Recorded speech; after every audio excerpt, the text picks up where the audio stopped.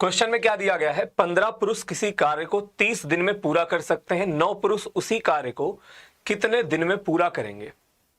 ठीक है, 15 पुरुष किसी काम को 30 दिन में पूरा कर सकते हैं, तो आपसे पूछा जा रहा है 9 पुरुष उसी कार्य को कितने दिन में पूरा करेंगे, कैलकुलेट करके बताइए। मतलब भाई सिंपल सा, देखो हर तरह के सवाल पेपर में पूछे गए, ऐसा नहीं खाली कठिन कठिन या फिर खाली आसान आसान प्रश्न। तो यहाँ पे क्या हो जाएगा, 15 आदमी 30 दिन में काम को समाप्त करते हैं, तो ये आपका टोटल वर्क हो गया। बोला गया 9 आदमी इसी काम को कितने दिन में करेंगे, हमने मान लिया टी दिन में, तो 3 से भाग लगाओगे आपका 3 आ जाएगा, ये 5 हो गया, और इस 3 से डिवाइड करोगे आपका 10 हो गया। तो टाइम कितना लगेगा, 10 गुणे 5 यानी कि 50 दिन का समय लगेगा। ठीक है, कई बार ऐसा पूछ लिया जाता है कि अगर 9 आदमी काम करेंगे तो काम कितने और दिन में समाप्त होगा। अगर देखो यहीं पे ये बोल दिया गया होता कि कितना और समय लगेगा या फिर कितना एक्स्ट्रा अतिरिक्त दिन लगेगा, तो आपका आंसर 20 होता। वो भी लैंग्वेज आपको पता होनी चाहिए, कई बार घुमा फिरा के इस तरह से डाटा दे दिया जाता है। ठीक है, चलिए क्वेश्चन नंबर नेक्स्ट सॉल्व करें और बताएं आपके प्रश्न का सही जवाब क्या होगा। मिनी, अशोक, आसू, आरजे, जगेश्वर, राकेश, युक्ति, विशाल, भोलाराम, रेलवे, पंकज, बहुत बढ़िया। और क्लास में आने के साथ सभी लोग सेशन को लाइक वगैरह तुरंत कर दिया करें। ठीक है, चलिए इसका आंसर बताइए क्या होगा। 2500 रुपए की धनराशि पर 8.25% वार्षिक ब्याज की दर पर 1 मार्च 2018 से 12 मई 2018 तक की अवधि के लिए साधारण ब्याज ज्ञात कीजिए।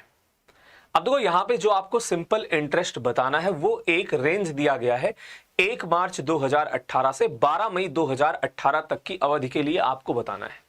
कब से कब तक, 1 मार्च 2018 से 12 मई 2018 तक के लिए ब्याज आपको बताना है। तो अब यहां पे देखो आपको क्या करना पड़ेगा ना, आपको यह पता करना पड़ेगा कि कितने दिन का आपसे ब्याज पूछा जा रहा और फिर उसको आप ईयर में चेंज करोगे। ठीक है, सभी लोग खुद से ट्राई करिए, पर ये काउंट करो कितने डेज हैं। जो लोग लेट में आए हैं उन्हें भी गुड इवनिंग। ये कौन है भैया इतनी जल्दी, शिव कुमार सिंह, आपने सॉल्व करके आंसर बताया है। भाई देखो अगर सॉल्व किया है, मान लो कैलकुलेशन में कुछ गड़बड़ी हुई होगी तो अभी वो पता चल जाएगा, बट मेरे कहने का तात्पर्य ये है कि कुछ ने सी बता दिया, कुछ ने डी बता दिया, और मुझे लग रहा दोनों गलत है। ठीक है, तो इतनी जल्दबाजी क्यों। रेट ऑफ इंटरेस्ट दे रखा, बताओ पहले कितना दिन आया, ये कितने दिन का ब्याज आपसे पूछा जा रहा है। 12 मई 2018 तक बोला गया है, तो मार्च में कितने दिन हो गए आपके, 31। ठीक है, और पूरा का पूरा आपका चला जाएगा अप्रैल। देखो मार्च में 31 दिन, अप्रैल में हो गया आपका 30 दिन, और यहां पे मई में हो गया आपका 12 दिन। तो ये ऐड कराओगे आपका कितना हो जाएगा, 73 यानी कि 73 दिन हो जाएगा। अब 73 को आप साल में बदलने चल रहे हो भाई, ये आपका 73 दिन आ गया यानी कि 73 डेज आ गया। तो साल में कैसे बदलोगे भाई, एक साल में 365 दिन, तो 365 का आप भाग लगाओगे। आप देख रहे हैं ये 1/5 गुना दिया गया, मतलब इसका 5 गुना है, यानी कि 1/5 ईयर आ गया, 1/5 साल आ गया। ठीक है, तो 1/5 साल आ गया। साधारण ब्याज पूछा गया है, मूलधन कितना है, प्रिंसिपल है 2500, रेट ऑफ इंटरेस्ट है 8.25, समय आपका आ गया 1/5 और डिवाइडेड बाई 100 तो रहेगा ही रहेगा। तो ये आपका 500 से डिवाइड करोगे, ये चला जाएगा 5 बार, और 5 का गुणा कराओगे 8 पंचे 40, और ये 1.25 यानी कि 41.25 आया। तो क्वेश्चन तो आपका आसान ही था, बस आपको ये पता करना था कि कितने दिन का ब्याज मिल रहा है, बट फिर भी कई लोगों ने इसको गलत कर दिया। तो इसीलिए बार बार आपसे कहता हूं जल्दबाजी मत करो, वरना यही आदत आपकी पेपर में भी रहेगी। ठीक है, ये जो क्वेश्चन को जल्दी सॉल्व करने की आदत है ये आपकी पेपर में भी रहेगी, तो फिर इसी हिसाब से वहां पे भी आप गड़बड़ी करके आओगे, गलत करके आओगे। कमेंट करके बताइए समझ में आ गया।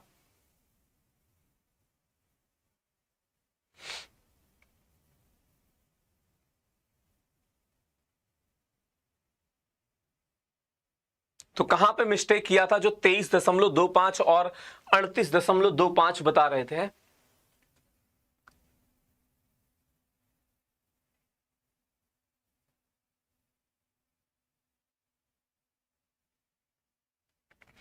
चलिए इसका आंसर बताइए क्या होगा, कैलकुलेट करके बताएं। वह बड़ी से बड़ी लंबाई ज्ञात कीजिए जिसका उपयोग करके 24 मीटर, 32 मीटर और 42 मीटर की लंबाइयों को पूर्णतया मापा जा सकता है। बताइए, वह बड़ी से बड़ी लंबाई ज्ञात कीजिए जिसका उपयोग करके 24 मीटर, 32 मीटर और 42 मीटर की लंबाइयों को पूर्णतया मापा जा सकता है। कैलकुलेट करके बताएं। सॉल्व करिए और बताइए आपके सवाल का सही जवाब क्या होगा।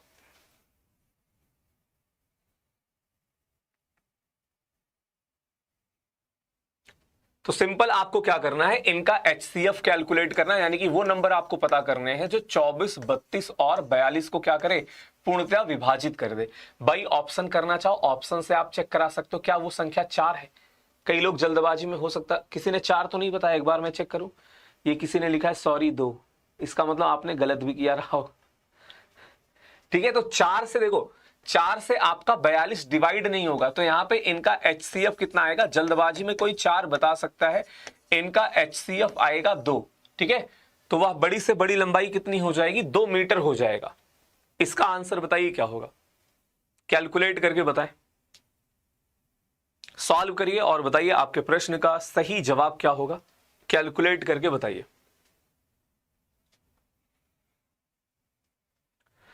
480 की एक धनराशि साधारण ब्याज की निश्चित दर पर 5 वर्षों में 600 रुपए हो जाती है। यदि ब्याज दर में 2% की वृद्धि कर दी जाए तो ब्याज की राशि में कितनी वृद्धि होगी।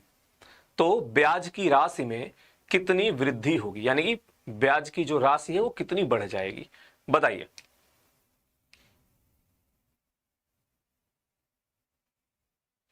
ये तो सिंपल सा क्वेश्चन है, सरल प्रश्न है। ठीक है, और देखो परसेंटेज से रिलेटेड मैंने आपको पहले ही बताया, कम से कम 30%। 30% का मतलब समझते हो भाई, 30-32 सवाल आने हैं तो 8 से 10 क्वेश्चन, लगभग में 8 से 10 क्वेश्चन परसेंटेज से रिलेटेड ही पूछ लिए जाते हैं।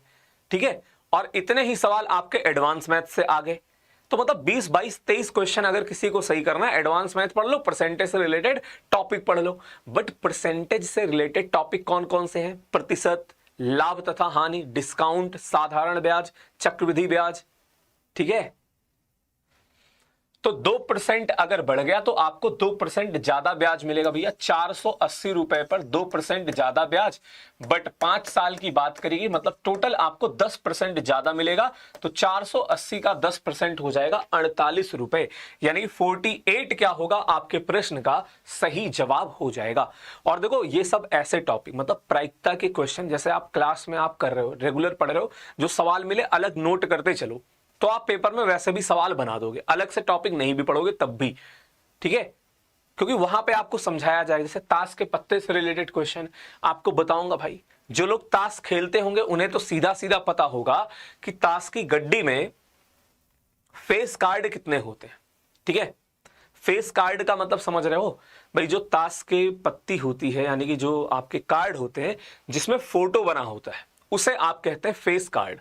ठीक है, जिन लोगों ने ताश नहीं देखा है उनको अभी समझाएंगे, बाकी जिन्होंने ताश का पत्ता यानी कि कार्ड देख रखा है या फिर खेल रखा है तो उनको तो वैसे भी समझ में आ रहा होगा क्या करना है।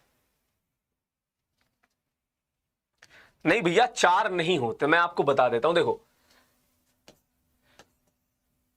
देखो, एक जे होता है, इसमें फोटो बना होता है, ठीक, और एक क्यू होता है, इसमें फोटो बना होता है, और एक के होता है, इसमें फोटो बना होता है। ठीक है, अब जो है किसका किसका होता है भाई साहब, ईंट होता है जिसे आप डायमंड कहते हो, और उसके बाद हार्ट होता है जिसे पान कहते हैं, फिर इस तरह से हुकुम का होता है, और एक जो है इस तरह से कुछ चिड़ी का पत्ता होता है। तो सबके जो है 3-3 फेस कार्ड होते हैं। ठीक है, सबके 3-3 फेस कार्ड होते हैं, तो टोटल फेस कार्ड कितने हो जाते हैं, 12। अगर किसी को नहीं पता है तो नोट कर लेना भाई, टोटल फेस कार्ड कितने होंगे, एक आपके मतलब ताश के पत्ते की गड्डी में 12 फेस कार्ड होते हैं। ठीक है, अब एक पत्ता चुनना है। ठीक है, एक पत्ते का चुनाव करना है, यानी कि एक पत्ता आपको निकालना है और वो फेस कार्ड हो जाए। इसकी प्रायिकता क्या होगी, देखो कुल संभावना कितनी होगी भाई, 52 में से एक पत्ता आप निकाल रहे हो। ठीक है, इसमें से ये आपका फेस कार्ड हो जाए। ठीक है, तो ये आपका कितना हो जाएगा 12 डिवाइडेड बाई 52, 4 से डिवाइड करोगे 3/13 हो जाएगा, तो 3 डिवाइडेड बाई 13, यानी ऑप्शन नंबर ए होगा आपका। ठीक है, तो जिन्होंने मतलब ताश नहीं खेला है या फिर नहीं देखा है, ठीक है, तो उनको बता दूं भाई प्रायिकता का क्वेश्चन है, तो वहां पे आपको थोड़ा सा ताश के बारे में जानकारी होनी चाहिए। ताश की गड्डी में टोटल 52 कार्ड होते हैं, यानी कि 52 पत्ते होते हैं, और उनमें से 12 जो है फेस कार्ड होते हैं। ठीक है,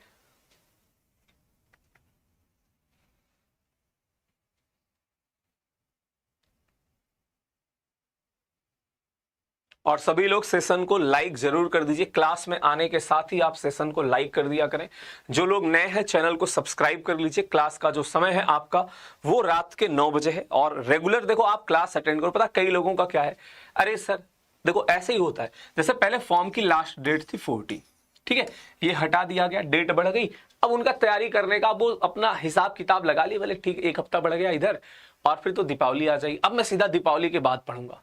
ठीक है, तो आप दीपावली के बाद पढ़ोगे, लेकिन कई लोग पहले से पढ़ रहे हैं, जिस दिन से वैकेंसी आई है उसके पहले से भी पढ़ने वाले लोग हैं, और फिर आप चाहते हो कि सर एक सीट मेरी हो जाए।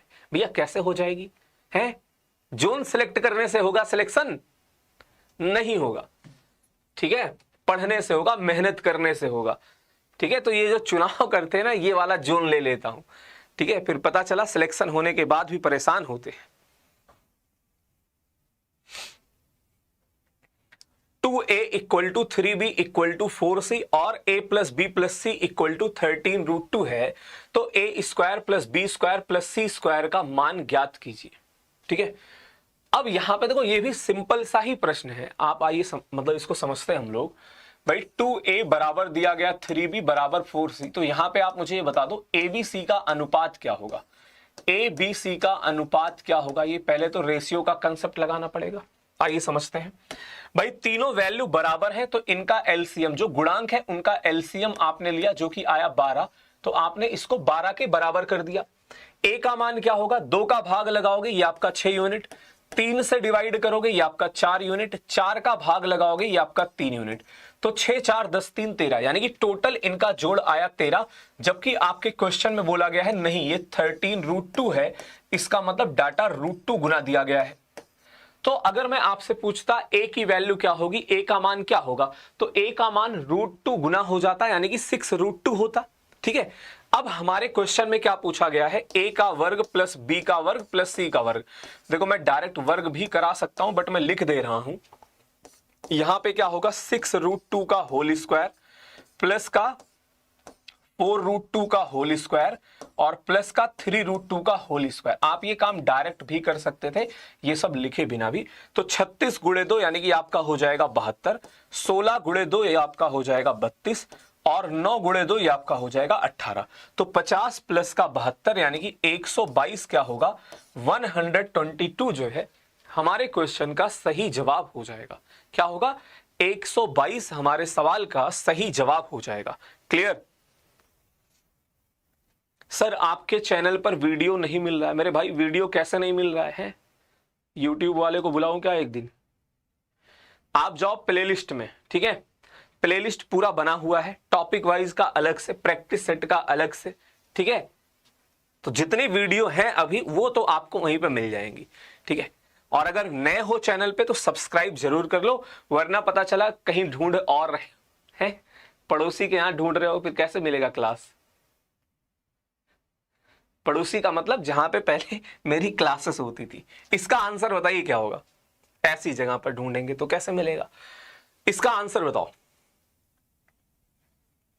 कैलकुलेट करिए और बताइए आपके सवाल का सही जवाब क्या होगा।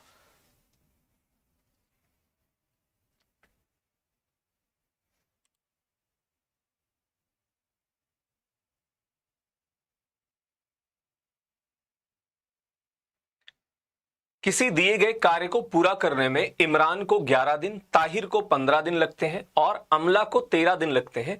एक साथ काम करते हुए वे काम को पूरा करते हैं और उन्हें इसके लिए 2012 रुपए का भुगतान किया गया। यदि सभी की दैनिक मजदूरी समान है, देखो दैनिक मजदूरी समान होने का मतलब अगर इसको x रुपए मिल रहा है, इसको भी x, इसको भी x मिलेगा, तो आपसे पूछा जा रहा है इनमें से इमरान का हिस्सा कितना है। मतलब सबने काम किया, सबने काम करके काम को समाप्त किया, तो इमरान का हिस्सा कितना हुआ। अब उसके लिए आपको क्या पता करना पड़ेगा भाई, टोटल कितने में से इमरान कितना यूनिट काम कर रहा है, ये आपको पता करना पड़ेगा। कैलकुलेट करके बताइए, सॉल्व करें और बताएं आपके प्रश्न का सही जवाब क्या होगा। फटाफट सॉल्व करके बताइए।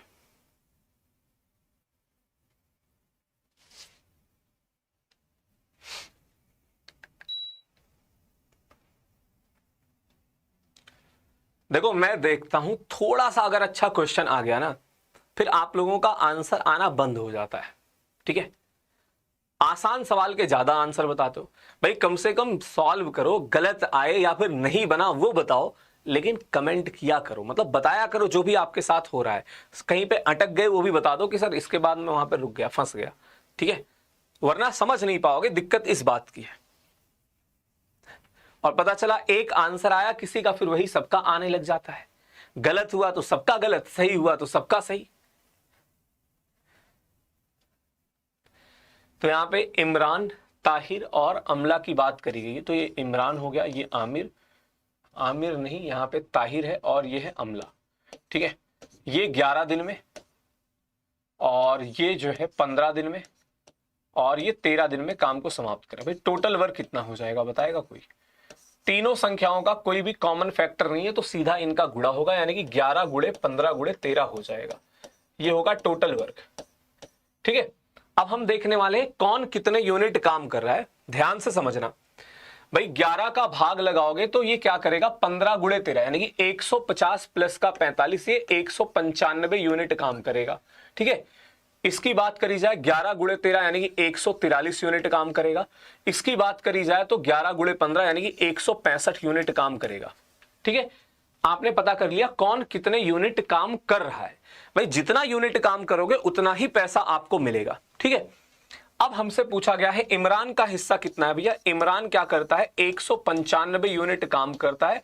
कितने में से, तीनों मिलके कितना यूनिट काम करे, 5 3 8 5 13 के 3 बच गया आपके पास 1। ठीक है, 10 और 10 ये आपका 20 हो गया, यानी कि 0 आ गया, और यहां पे हो गया 503। यानी कि इमरान का हिस्सा कितना होगा, 195 बटे 503। इतना भाग काम ये कर रहा है। टोटल पैसा दिया गया है 2012 रुपए। ठीक है, तो इससे डिवाइड करोगे, ये चला जाएगा आपका 4 बार, और गुणा करा दोगे 760 प्लस का 20 यानी कि 780 रुपए मिल जाएंगे इसको। ठीक है, गड़बड़ी क्या हो सकती है, देखो कुछ लोग होते हैं, जैसे फोन आता है आपका ना, क्या कहते हैं, प्रोमैक्स, तो कुछ स्टूडेंट भी होते हैं प्रोमैक्स टाइप। ठीक है, वो ऐसे कंसेप्ट लगाते, अच्छा 11 का मल्टीपल, लो गुरुजी आंसर, तो फिर पेपर में उनके सवाल गलत हो जाते हैं, नंबर उनके माइनस में आते हैं। ठीक है,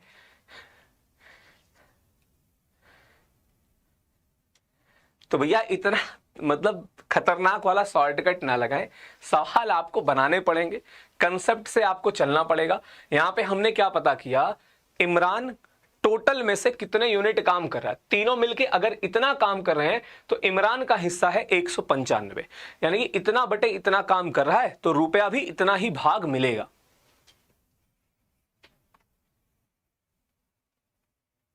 चलिए इसका आंसर बताइए क्या होगा, कैलकुलेट करके बताएं। एक खुदरा विक्रेता एक थोक व्यापारी से 15 कलमों के अंकित मूल्य पर 20 कलम खरीदता है। यदि वह इन 20 कलमों को 1% के छूट पर बेचता है, खुदरा विक्रेता को होने वाला प्रतिशत लाभ ज्ञात कीजिए क्या होगा। मतलब आज की क्लास में अर्थमेटिक के अच्छे अच्छे सवाल हैं, और ये पेपर में सारे के सारे प्रश्न पूछे गए हैं।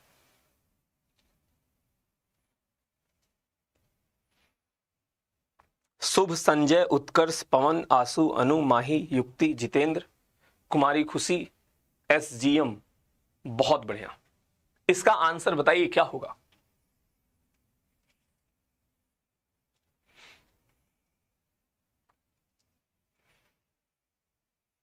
मिल गया, बहुत टाइम लगा देखने में। भैया टाइम कैसे लगा मेरे भाई, कभी भी अगर आप मतलब ना पाए, आप अगर सर्च कर रहे होते अमित सर मैथ्स, मुझे लग रहा है अभी कई लोग ऐसे जिनको चैनल ही नहीं मिल रहा है हैं?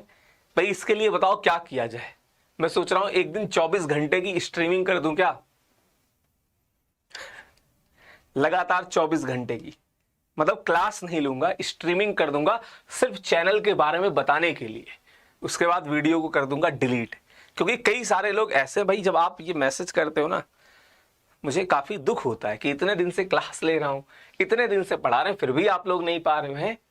और कई लोग फिर क्या होता है जब एग्जाम हो जाता है या फिर लास्ट टाइम पे एनालिसिस के समय कहते हैं सर बहुत दिन बाद मिले हो हैं, फिर ऐसे मिलने का, ऐसे मिलन का क्या फायदा। आइए समझते हैं। देखो अगर आप पेपर में बैठे हो, सवाल आप कैसे बनाओगे भाई। 15 रुपए का सामान 20 रुपए में बिक रहा है, 1% का डिस्काउंट का मतलब क्या है, 100 रुपए वाली वस्तु 99 में बिक रही है, सवाल खत्म। ठीक है, 5 से डिवाइड करोगे 3 बार, 5 से डिवाइड किया 4, 3 से डिवाइड किया, ये आपका 33 हो गया। यानी कि 100 रुपए वाला सामान जो है आपका 33 गुणे 4 132 में बेचा गया। तो प्रॉफिट कितने का हो रहा है, साफ तौर पे आपको दिखाई पड़ रहा है 32% का। बट समस्या पता क्या है, इसमें किसी को दिक्कत नहीं है कि 100 रुपए वाला इसमें 1% का डिस्काउंट दिया गया।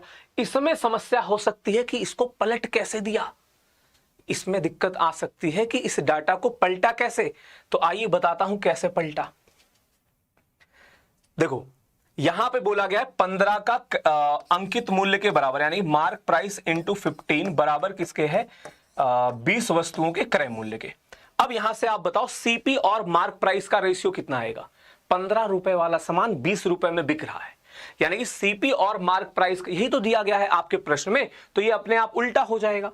मतलब सीपी बटा मार्क प्राइस 15/20 आ जाएगा। 15 रुपए वाला सामान 20 रुपए में बिक रहा है, 1% का डिस्काउंट दिया गया, यानी कि 100 रुपए वाला सामान 99 में बेचा जा रहा है। ठीक है,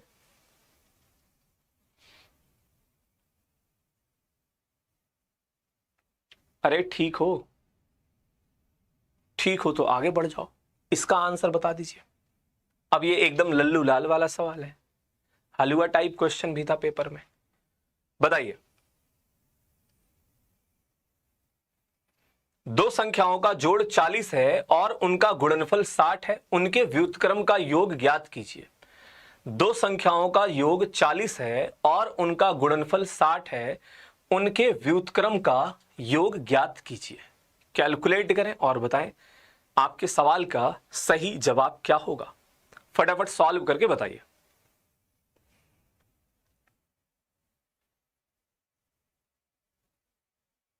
तो आपको बता रखा हूं, व्युत्क्रम का अगर योग पूछा जाए, ठीक है, तो सीधा क्या होगा, ऊपर आएगा योग और नीचे आता है इनका गुणनफल, यानी कि इनका गुणा। कब, अगर आपसे व्युत्क्रम का जोड़ पूछा जा रहा है। ठीक है, तो जोड़ दिया गया है 40, गुणनफल दिया गया है 60, यानी कि आपका आ जाएगा 2/3।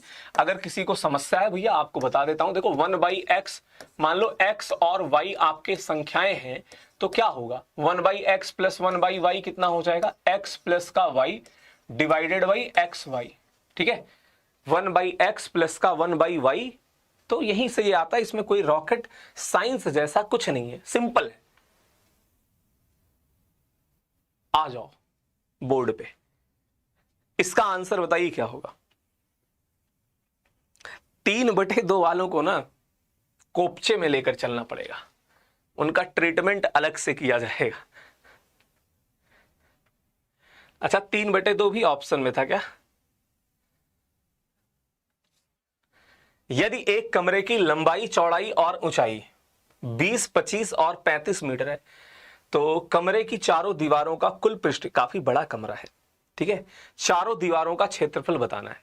देखो जो लोग क्षेत्रमिति से डरते हैं भैया फॉर्मूले याद करना शुरू कर दो। मैं आपको मतलब ये जो प्रीवियस ईयर कराया हूं ना, देखो एक वीडियो अपलोड करूंगा सीधा 8-9 घंटे की, ठीक है, जिसमें ऐसे 7 सेट जो मैं करा चुका हूं वो पूरा ऐसे एक साथ रहेगा, ताकि जो लोग, देखो कई लोग पूरी क्लासेस नहीं देखे हैं, तो उनके पास एक फॉर्मेट मिल जाए, वो एक क्लास देखें तो उनको पता चल जाए कैसे क्वेश्चन पूछे गए हैं। और इसीलिए दिखाता हूं ताकि आपके अंदर कॉन्फिडेंस आए कि फॉर्मूला याद करोगे तब भी मेंसुरेशन 2D 3D के सवाल आप बना सकते हो, मैक्सिमम क्वेश्चन। तो यहां पे आपको एरिया ऑफ 4 वॉल यानी कि चारों दीवारों का क्षेत्रफल पता होना चाहिए।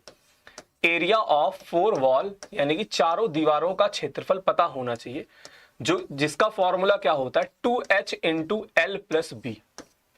क्या होता है 2h इंटू एल प्लस का बी।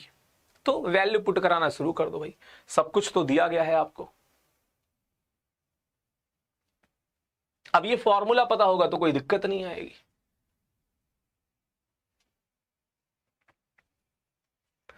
हाइट कौन सी है, अच्छा इसमें भी कई लोगों को दिक्कत होता है, हाइट कौन सी है, लंबाई पहले बोला गया तो ये लंबाई, चौड़ाई फिर ये चौड़ाई, लास्ट में ये ऊंचाई।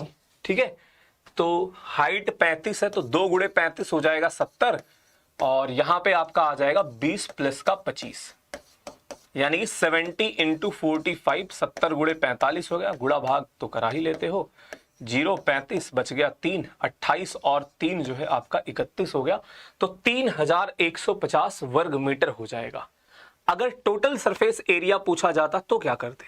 अच्छा थोड़ा सा और आपको समझा देता हूं। कमरे में बैठे हो, कमरे में ही बैठे हो ना, खेत वगैरह में तो बैठ के क्लास नहीं ले रहे हो, तो कमरे में बैठे हो आप, कमरा देखो क्या क्या दिखाई पड़ रहा है, 4 दीवारें हैं, एक छत हो गया, एक फर्श हो गया। तो अगर मैं आपसे पूछूंगा टोटल सरफेस एरिया यानी कि चारों दीवार और फर्श और छत, ठीक है, तो अगर टोटल सरफेस एरिया पूछा जा रहा है उसका मतलब फर्श और छत का क्षेत्रफल जोड़ना है। ठीक है, अब देखो इतना डेप्थ में आप नहीं जाना चाहते हो तो फॉर्मूला याद कर लो सिंपल। देखो अभी जब आप आगे बढ़ेंगे ना, तो जब टॉपिक वगैरह पढ़ोगे तो वहां पे ऐसा बोला जाता है एक खुला बॉक्स है, खुला बॉक्स का मतलब उसकी छत गायब है।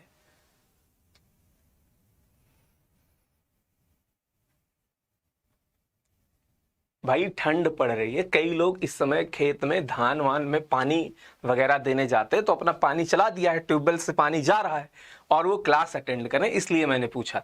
आप लोग तो ठंडी गर्मी पता नहीं क्या क्या, इसका आंसर बताओ। हाँ, उस केस में फॉर्मूला होता 2 इंटू एल बी प्लस का बी एच प्लस का एच एल।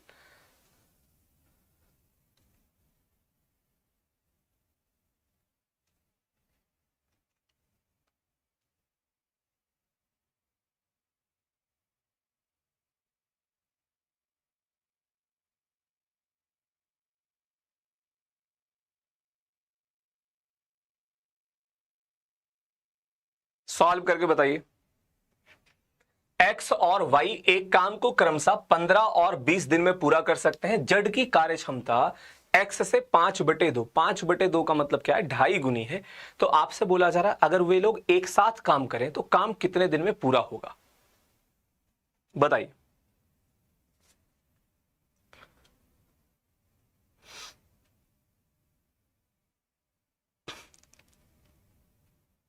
घर वालों ने इतना अच्छा नाम दे रखा, बट उन्हें रसगुल्ला, किसी को रसगुल्ला बनने का शौक है तो किसी को कुछ बनना है? पता चलेगा भविष्य में 1-2 बार, मतलब 1-2 साल बाद क्लास होगी तो क्लास में कोई हाथी होगा, कोई घोड़ा होगा, कोई गधा होगा, कोई कुछ होगा। भाई घर वालों ने कुछ सोच के अच्छे अच्छे नाम रखे, आप लोग अपना ओरिजिनल नाम भी नहीं रखते हो, बताओ। एक्स और वाई हो गया, ये आपका 15 हो गया, ये आपका 20 हो गया, इनका एलसीएम कितना हो जाएगा भाई 60 होगा। 15 से डिवाइड करोगे ये 4 हो गया, 20 से डिवाइड करोगे ये 3 हो गया। अब बोला गया जड़ की जो क्षमता है वो x की 5/2 गुनी है। x की क्षमता है 4 यूनिट, तो इसका 5/2 गुना यानी कि ये कितना हो जाएगा भाई 10 हो जाएगा, ये आपका हो गया 10। ठीक है, अब आपसे बोला गया अगर तीनों मिलके काम करें तो समय कितना लगेगा। देखो टोटल वर्क तो यही रहने वाला है, ये बदलेगा है नहीं, ये आपका 60 हो गया, और तीनों अगर मिलके काम कर रहे हैं तो 4 प्लस का 3 प्लस का 10 यूनिट काम होगा, यानी 60 डिवाइडेड बाई 17, 60/17, 17 का भाग लगा दो, 17 तिया 51 हो गया, बच गया आपके पास 9, तो 3 सही 9/17 दिन का समय लगेगा। क्या होगा 3 सही 17/9 दिन का, सॉरी 3 सही 9/17 दिन का समय लगेगा। क्वेश्चन सिंपल ही था, बस जेड की इफिशियंसी डायरेक्ट ना बता के वो आपको इनडायरेक्टली बताई गई थी। ठीक है, चलिए इसका आंसर बताइए क्या होगा, कैलकुलेट करके बताएं।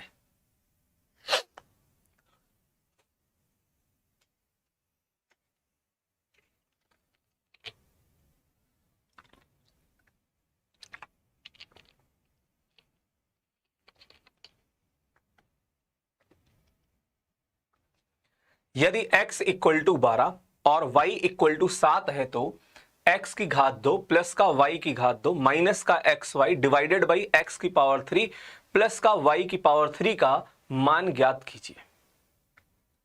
अब यहां पे क्या करोगे भाई, सिंपल आपको x और y की वैल्यू पुट करा देनी है। ठीक है, x और y का आपको सीधा सीधा मान रख देना है और कुछ नहीं करना इसमें। बट देखो एक काम ये भी किया करो, जैसे हमने बोला चलो ठीक है, का बोला तो आप कानपुर निकल लिए। ठीक है, हो सकता है मैं कन्नौज कह रहा हूं, तो कहने का मतलब क्या है, आप ये भी देख लो क्या क्वेश्चन में कुछ मतलब ये डाटा दिया गया भाई। अलजेब्रा से रिलेटेड मैंने बताया सिंप्लीफिकेशन के सवाल बनते हैं, तो ये आप जब इसको सिंप्लीफाई करोगे ना तो ये आपका 1 divided by x plus Y है। मतलब दुनिया भर की कैलकुलेशन आपको नहीं करनी थी, यही मैं समझाना चाह रहा हूं। तो इसका आंसर देखो, कुछ लोग ऐसे बताएंगे, जो ध्यान से सुनेगा पूरी बात, पूरी क्वेश्चन मतलब पूरे सवाल को समझेगा, और कुछ लोग वो सीधा बोले आज तो कैलकुलेशन करके ही मानूंगा। ठीक है, क्यूब व्यूब जो है सब कुछ करना शुरू कर देंगे। अब बता दो आप इस सवाल में क्या ये करने की जरूरत है, आप क्यों परेशान होगे भाई, ये दुनिया भर की कैलकुलेशन करोगे, अंत में आंसर आपका यही आना है। ठीक है,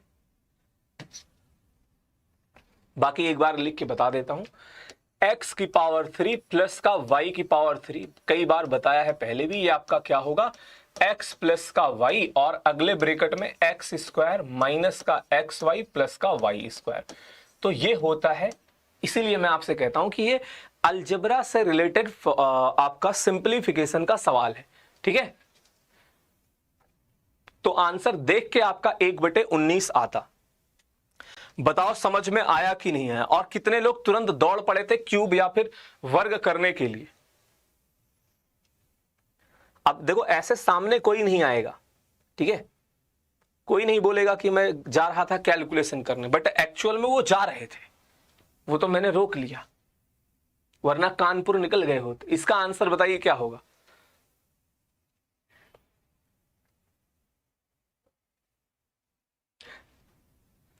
दो बर्तन की धारिताएं क्रमशः 132 लीटर और 69 लीटर है।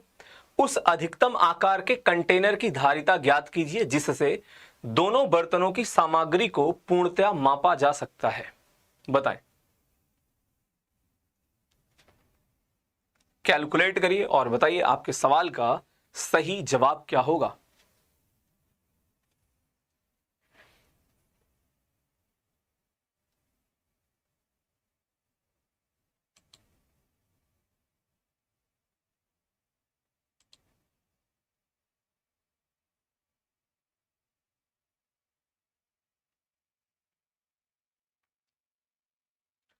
तो डाटा क्या क्या दिया गया है, 132 लीटर और अगला आपका दिया गया है 69 लीटर।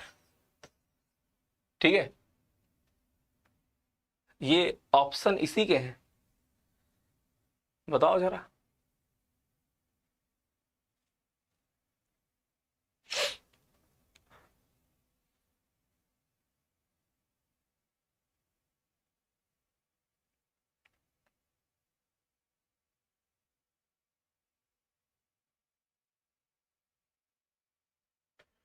तो इनका HCF कैलकुलेट करते हैं भाई, इनका HCF कितना आ जाएगा। ये 32 से डिवाइड है कि नहीं, 32 से तो डिवाइड है नहीं भाई, 3 से सिंपल आपका ये डिवाइड होगा, यहां पे आपका आ जाएगा 23 और 3 से आप डिवाइड करोगे तो ये आपका आ जाएगा 44, यानी कि इनका HCF आ गया 3। ठीक है, अब देखो ये क्या होगा ना, मैं बताता हूं ये कैसे दिया गया है। तो HCF आपका 3 आ गया, यानी कि 3 लीटर का बर्तन होगा। ठीक है, अब इन्होंने पता ये जो ऑप्शन लिखा गया है ये इस हिसाब से लिखा गया होगा, आपको मैंने कई बार बता भी रखा है। 1 लीटर इक्वल टू क्या होता है, 1000 सेंटीमीटर क्यूब। ठीक है, 1 लीटर बराबर क्या होता है, 1000 सेंटीमीटर क्यूब। तो ये क्या लिखा गया है, क्यूबिक सेंटीमीटर। ठीक है, सीसी का मतलब यहां पे क्या होगा, क्यूबिक सेंटीमीटर होगा, तो इस वजह से इन्होंने यहां पे इस तरह से लिखा है। ठीक है, तो आपका आंसर यहां पे क्या हो जाएगा, 3000 क्यूबिक सेंटीमीटर। क्यों, क्योंकि 1 लीटर बराबर क्या होता है, 1000 सेंटीमीटर क्यूब। ठीक है, और बाकी 1 मीटर क्यूब बराबर क्या होता है, 1000 लीटर। ये सब कन्वर्जन आपको पता होने चाहिए।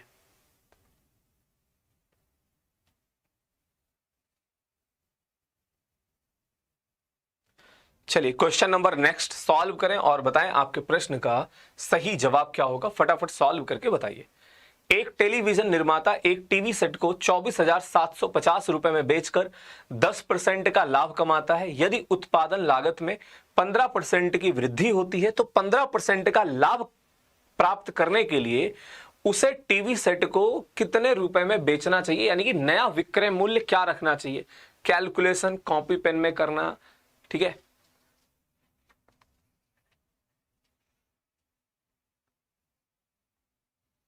मतलब कैलकुलेटर का यूज मत करिएगा भाई, खुद से आप कैलकुलेशन करें, ठीक है। इसका आंसर बताइए क्या होगा। सॉल्व करें और बताएं आपके प्रश्न का सही जवाब क्या होगा।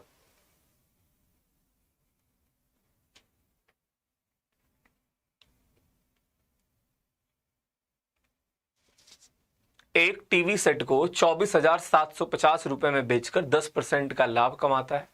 तो सबसे पहले तो ये देखो सेलिंग प्राइस दिया गया है, आप इसका पहले तो क्रय मूल्य पता करो, फिर क्रय मूल्य को 15% बढ़ा दो, फिर 15% का प्रॉफिट कमाना है, उसको और 15% बढ़ाना है। वैल्यू दशमलव में आ रही, इसका मतलब निश्चित तौर पे क्या होगा, आपका जो डाटा है वो मतलब थोड़ा सा कैलकुलेटिव होने वाला है, ठीक है। थोड़ी सी कैलकुलेशन आपको करनी पड़ेगी। बाकी देख लो कुछ अगर हेल्प मिल जाए कहीं पे। ये 2 हो गया।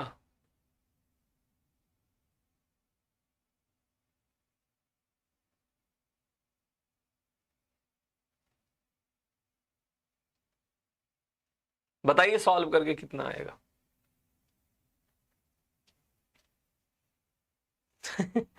आप बताइए सर। भाई मैं तो बताऊंगा ही, बट आप क्या करोगे, सीधा पेपर में बताओगे हैं। अच्छा ये बताइए, अगर ये 10% प्रॉफिट वाला विक्रय मूल्य दिया गया तो कॉस्ट प्राइस कितना होगा, 24,750, ठीक है। ये आपका 11 यूनिट की वैल्यू है, हमें 10 यूनिट की वैल्यू पता करनी, यानी कि ये 10/11 गुना। ये समझ में आया हमने कैसे लिखा, ये कॉस्ट प्राइस है। फिर से समझना, कई लोगों को यही समझने में दिक्कत हो जाएगी। देखो ऐसे समझो, बोला गया है विक्रय इतने में बेचकर लाभ कमाता है, तो 10 रुपए वाला सामान 11 में बिकेगा, ठीक है। अब ये 11 यूनिट की वैल्यू है, तो इसमें 11 का भाग 10 का गुणा कराओगे तो आपका सीपी आ जाएगा, मैंने वही लिखा है। ये आ गया क्रय मूल्य। अब क्रय मूल्य आने के बाद बोला गया है जो इसका कॉस्ट प्राइस है वो 15% बढ़ा दिया गया। भाई 15% की फ्रैक्शन वैल्यू क्या होती है, 3/20 होता है, यानी कि ये आपका कर दिया गया 23/20 गुना। अब ये नया सीपी है, ठीक है, इस पे 15% का लाभ कमाना, यानी कि अब कीमत को 15% और बढ़ाओ, तो फिर से इसका आप 23/20 गुना कराएंगे, ठीक है। कैलकुलेशन आपको करनी पड़ेगी, थोड़ा सा सवाल आपका कैलकुलेटिव हो रहा है। 11 से डिवाइड करो, पर देखो थोड़ा बहुत भाग वाग लगा लो, 2 से 2 बार 5 बार। अब देखो कैलकुलेशन से बचने का एक तरीका नजर इसमें आ रहा है, हमारा आंसर 9 का मल्टीपल होगा। जो लोग शाम के 6 बजे वाली क्लास अटेंड कर रहे हैं, डिविजिबिलिटी रूल पढ़ाया था, 9 का विभाज्यता का नियम क्या होता है, लगा दो, आंसर बता दो, ठीक है। अगर बाय डिफॉल्ट एक ही ऑप्शन, और जहां तक है एक ही ऑप्शन आपको 9 का मल्टीपल मिलेगा, क्योंकि गैप देखो ज्यादा है नहीं, ठीक है। तो आइए देख लेते हैं भाई 9 का मल्टीपल कहां पे है। तो ये आपका हो जाएगा, शुरू करो कहीं से, ठीक है। ये आपका 18 बना रहा, तो हर जगह देखो ये 18 है, तो ये हर जगह 9 से डिवाइड हो जाएगा, ठीक है। ये 9 से डिवाइड है, ये 9 से डिवाइड, ये तो 9 से डिवाइड हो गया। अब इसकी बात करते हैं, 7 2 9 से डिवाइड हो गया, यहाँ पे 7 बच गया, ठीक है। और यहां पे क्या होगा, 5 2 7 2 9 डिवाइड हो गया, बच गया 6, जो कि डिवाइड है नहीं। 5 2 7 2 9 ये भी नहीं डिवाइड है। तो इकलौता ऑप्शन यहां पे आपका क्या मिला, ऑप्शन नंबर डी, जो 9 से डिवाइड हो रहा है, ठीक है। अब रही बात, नहीं सर हमसे तो नहीं हो रहा है, तो भैया कैलकुलेशन करो। 23 का वर्ग आपको पता है 529 होता है, बटे में हो जाएगा यहाँ पे 40, और चलो एक जीरो इसको इससे भी उड़ा दोगे आप, तो यहाँ पे बटे में आएगा 4, और यहाँ पे आएगा 225। ये गुणा आप करा लो, आपका आंसर आ जाएगा, ठीक है। तो इस तरह से आपको कैलकुलेशन करनी पड़ेगी, ठीक है। कैलकुलेशन को भी थोड़ा सा आसान करा दूंगा भाई, इसको 25 गुणे 9/4 होगा, तो आपका ये 100/16 गुणे 9 हो जाएगा। 9 का गुणा करा के फिर 16 का भाग करा देना, ठीक है। बाकी आप 9 के डिविजिबिलिटी रूल से, 9 के विभाज्यता के नियम से आप आंसर बता सकते थे। एक ही ऐसा ऑप्शन है जो 9 से डिवाइड हो रहा है, जो कि आपका ऑप्शन नंबर डी है। ठीक है, यहां से हमें पता चला ये 9 से क्या होगा, डिवाइड होगा, यानी कि हमारा आंसर 9 से विभाजित होगा। ठीक है, क्या होगा, आंसर 9 से विभाजित होगा। ठीक है,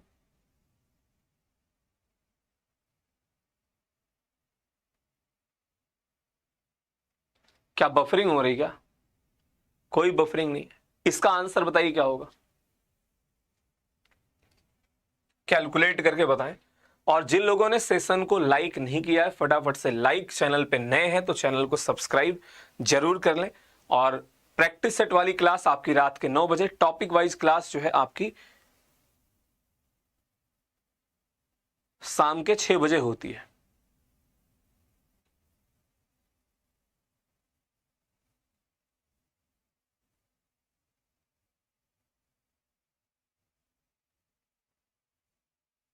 चलिए, इसका आंसर बताइए क्या होगा।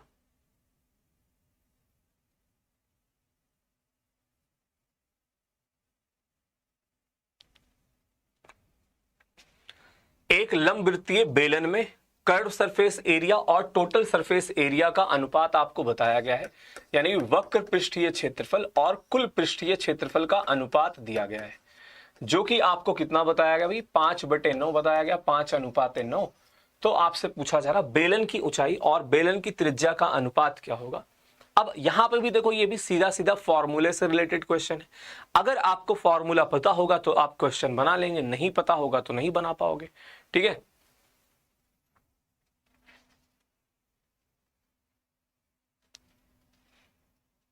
कैलकुलेट करके बताइए, सॉल्व करें और बताएं आपके प्रश्न का सही जवाब क्या होगा। क्वेश्चन में क्या दिया गया है, लंबवृत्तीय बेलन, ठीक है, कर्व्ड सरफेस एरिया। तो बेलन का कर्व्ड सरफेस एरिया क्या होता है, 2πr इंटू एच। ठीक है, टोटल सरफेस एरिया क्या होता है, 2πr इंटू आर प्लस का एच। ठीक है, ये आपको 5/9 यानी 5/9 बताया गया है। 2πr डिवाइड हो गया, ये आपका आ गया height divided by radius plus का हाइट। अब आप बताओ यहां पे भाई हमसे क्या पूछा गया है, हमसे पूछा गया है ऊंचाई और त्रिज्या का अनुपात। देखो, ऊंचाई अगर 5 है और इन दोनों का जोड़ 9 है तो त्रिज्या कितना होगा, 5 में क्या जोड़ूं कि 9 आ जाए, 5:4 होगा। इसका उल्टा भी है, इसलिए ध्यान से देख लेना, हमसे अनुपात किसका पूछा गया है, तो हमसे हाइट और रेडियस का ही अनुपात पूछा गया है। कई बार क्या होता, जल्दबाजी में कोई 4/5 भी बता सकता है, रेडियस और हाइट का रेशियो वो बता सकते हैं। ठीक है, तो अगर त्रिज्या और ऊंचाई का पूछा गया होता तो 4:5 होता, बट यहां पे ऊंचाई और त्रिज्या का पूछा गया था। ठीक है,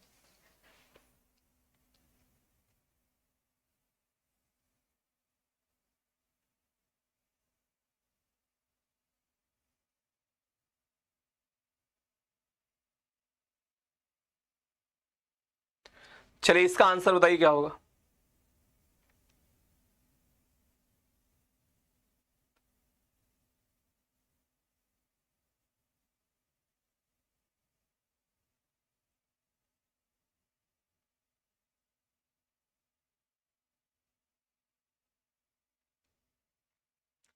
सेवन सेवन सेवन, यानी कि 777 सही 1/5, 777 सही 2/5, प्लस का 777 सही 3/5, प्लस का 777 सही 4/5। कई बार ये सीरीज और लंबी हो जाती है, जैसे 1/7, 2/7, 3/4/5/6/7 तक चली जाएगी। ठीक है, तो सिंपल सा कंसेप्ट है, सिंपल सा क्वेश्चन है। कैलकुलेट करिए और बताइए आपके प्रश्न का सही जवाब क्या होगा, फटाफट सॉल्व करके बता दें।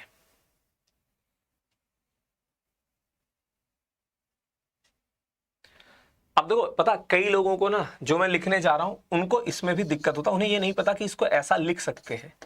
भैया 11 सही 2/3 का मतलब ही क्या है, आप पूर्णांक अलग कर लो, भिन्न को अलग कर लो। ठीक है, ऐसे ही तो करते हो, 11 × 3 33 प्लस का 2 35/3, तो 11 प्लस का 2/3 ही है ये। तो मैं सब में से पूर्णांक बाहर कर ले रहा हूं, यानी कि ये हो गया 777 × 4। ठीक है, और यहां पे क्या होगा भाई, 5 आ गया। अब ये देखना, अच्छा, अब यहाँ पे देखो कम डाटा, सीधा जोड़ लो, 4 3 7 2 9 1 10, यानी कि ये आपका आ गया 10/5। भिन्न में हर सबका समान था, अंश को आपने जोड़ लिया। अब इसको देखो गुणा करा लो, इसमें बहुत ज्यादा मतलब क्या ही किया जाए, सीधा गुणा करा लो, 4 सते 28 हो गया, बच गया आपके पास 2, 28 2 30, बच गया 3, 28 3 31 हो गया, प्लस का 2 हो गया, तो 3110 हो गया। ठीक है, 3110 आपके सवाल का सही जवाब हो गया, जो कि आपके ऑप्शन नंबर सी में दिया गया था। कहां दिया गया था? ऑप्शन नंबर सी में। क्लियर? ठीक हो? ठीक हो तो इधर आ जाओ, अब यहां पे पता चलेगा।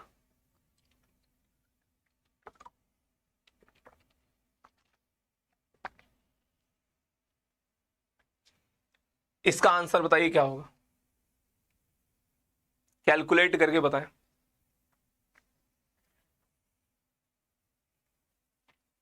यदि √2 + 1 की power 3 equal to a + b√2 है, तो a और b के बीच सही संबंध ज्ञात कीजिए। ए और बी के बीच में सही संबंध यानी कि रिलेशन आप बताएं क्या होगा, कैलकुलेट करके बताइए।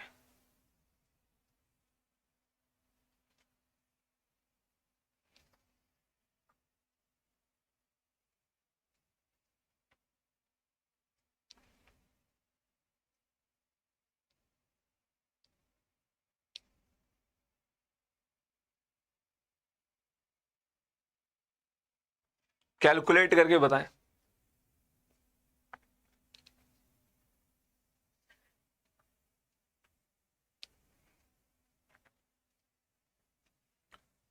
देखो जैसे अब कुछ लोग बैठ गए होंगे कि अब क्या करें, ये तो ऐसे सवाल हमने देखे नहीं है।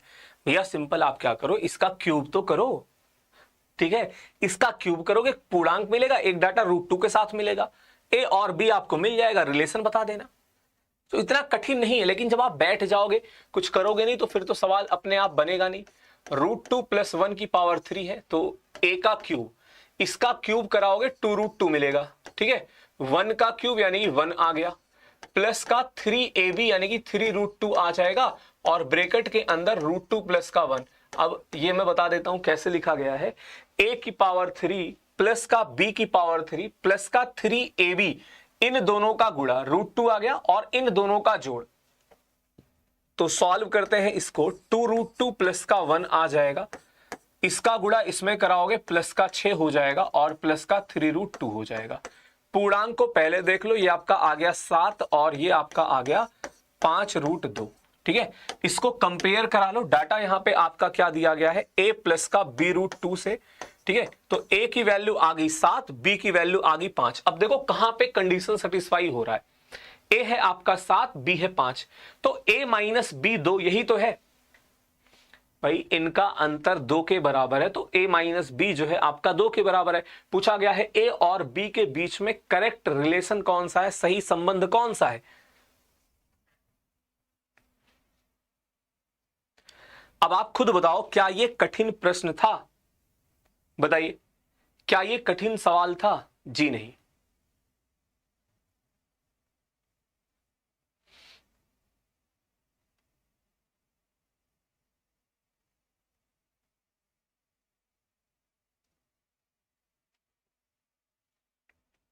चलिए, इसका आंसर बताइए क्या होगा, कैलकुलेट करें और बताएं आपके प्रश्न का सही जवाब क्या होगा। 1 माइनस का cos 300, ठीक है, 1 माइनस का cos 300 और डिवाइडेड बाई 2, 300 अंश का मान आपको। अब देखो इस क्वेश्चन में है क्या, सिर्फ आपको cos 30 मतलब cos 300 अंश की, यानी कि cos 300 डिग्री की अगर वैल्यू आपको पता है, तो आप इसका आंसर बता ले जाओगे। ठीक है, कैलकुलेट करके बताइए।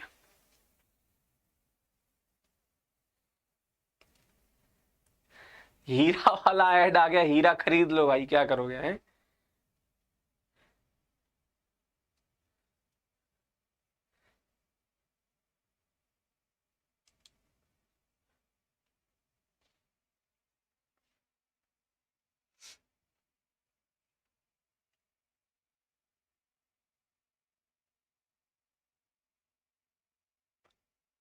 आइए बताते हैं भाई, कॉस 300 अंश आपका क्या होगा। प्लीज बोर्ड पर ध्यान समझना।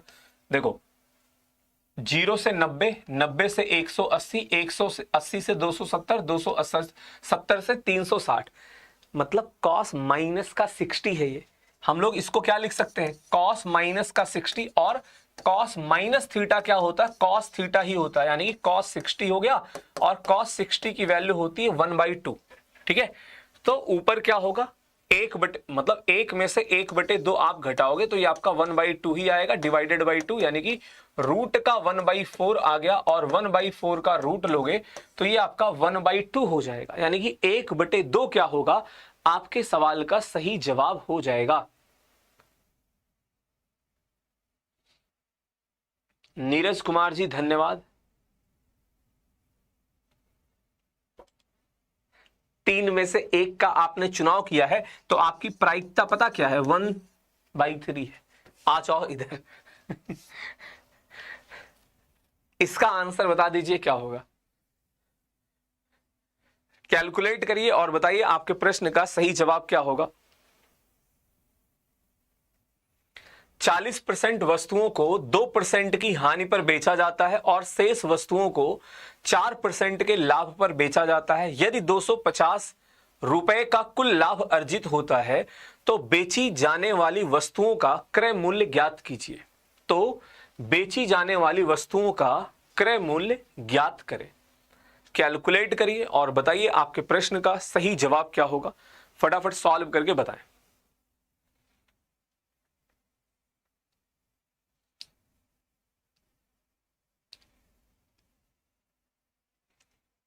दो परसेंट की हानि पर 40% को और शेष वस्तुओं को 4% के प्रॉफिट पर बेचा गया है।